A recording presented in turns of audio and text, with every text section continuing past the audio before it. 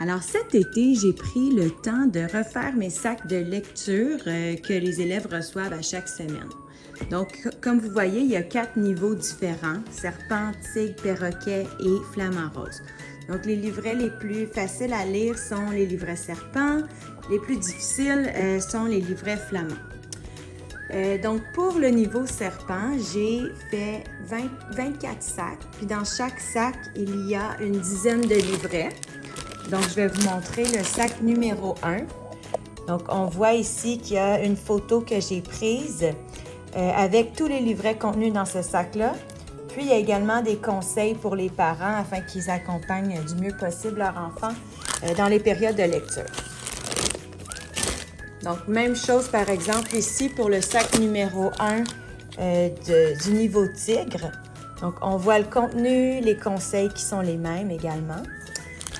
Donc, voilà. Donc, moi, je procède à l'échange tous les lundis. Donc, les élèves me remettent leur sac et je vérifie que le sac est bien complet pour pouvoir leur en donner un autre. Donc, j'utilise cette grille-là que j'imprime en format légal. J'écris le nom de tous les élèves de ma classe et ici, pour la semaine 1, je vais indiquer qui aura reçu quel sac. Donc, par exemple, ce serait logique de dire, bon, lui, il va avoir le sac du serpent 1, serpent 2, et pour que ça rentre dans la petite case, j'écris S1, S2, ainsi de suite. Donc, supposons que malheureusement, un élève n'a pas son sac, il l'a laissé à la maison, mais c'est pas la fin du monde parce que justement, j'en ai 24 sacs, donc j'en ai toujours des surplus. Donc, par exemple, c'est l'élève qui avait le sac numéro 7 qui l'a pas retourné, ben je l'encercle sur ma feuille et l'élève qui aurait dû recevoir lui le sac numéro 7, je vais lui donner S8 à la place et ainsi de suite. Donc, j'écrirais S pour serpent, mais mettons pour perroquet, j'écrirais P5. Donc, pour m'assurer que le sac est complet, je compte les livrets, mais avant, ce que je faisais, c'est que je demandais aux élèves de placer tous les livrets sur leur pupitre de la même manière qu'ils sont présentés sur la photo, puis je voyais rapidement lequel était manquant ou si encore ils étaient tous là. Ah, et quand il y a un livret manquant, eh bien, je prends un crayon effaçable à sec, j'encercle le livret manquant sur le sac et je remets le même sac à l'élève pour qu'il le cherche à la maison. Donc, il faut qu'il me redonne le sac complet pour en avoir un nouveau. Donc, si le mode de fonctionnement que je vous ai présenté vous intéresse, eh bien, je vous invite à écouter la suite de la capsule dans laquelle je vais vous expliquer qu'est-ce que vous auriez à faire pour arriver au même résultat. Donc, tout d'abord, c'est certain qu'il faudrait que vous démêliez vos livrets, que vous les classiez par niveau et ensuite que vous fassiez des paquets. Donc, vous prenez en photo chacun des paquets. Et moi, pour le faire, eh bien, j'ai pris un escabeau, j'ai placé une couverture foncée par terre, j'ai monté dans l'escabeau, puis j'ai pris la photo avec mon cellulaire simplement.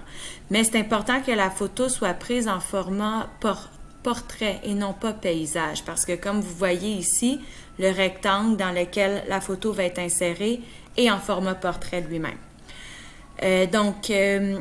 Pour insérer les photos, une fois que vous les avez prises, vous devez les transférer dans votre ordinateur. Et là, vous allez pouvoir cliquer sur le rectangle que voici. Vous allez ensuite faire le clic de droit avec votre souris. Et là, vous allez aller dans Format de la forme. Donc, moi, il était déjà ouvert, mais s'il avait été fermé, comme ça, là, il serait apparu ici. Donc là, il va falloir que dans la section remplissage, où est-ce qu'il y a le petit pot de peinture, vous alliez sélectionner remplissage avec une image ici. Ensuite, vous allez dans source de l'image, insérer la photo. Vous devez cliquer ici sur à partir d'un fichier. Et là, vous allez avoir les photos que vous avez prises qui vont apparaître. Ben, vous devez sélectionner le bon dossier là, selon où vous allez les déposer. Donc, par exemple, moi, je les avais déposés ici dans le livret de lecture. Si je fais afficher grande icône, ici, grande icône, pardon. Donc, j'ai les photos.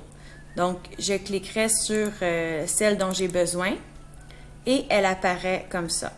Même chose ici, je resélectionne mon rectangle, je m'en vais ici dans remplissage de l'image. Là, il va y avoir la même photo qui va s'insérer, mais vous devez cliquer comme on vient de faire sur insérer et vous devez sélectionner la nouvelle image, comme ça. Mais là, parfois, pour une raison que j'ignore, les photos allaient dans ce sens-là. Alors, j'ai placé ici une deuxième boîte dans laquelle vous allez pouvoir faire le même exercice. Et là, celle-ci, ça apparaît comme il faut parce que j'ai fait pivoter le rectangle.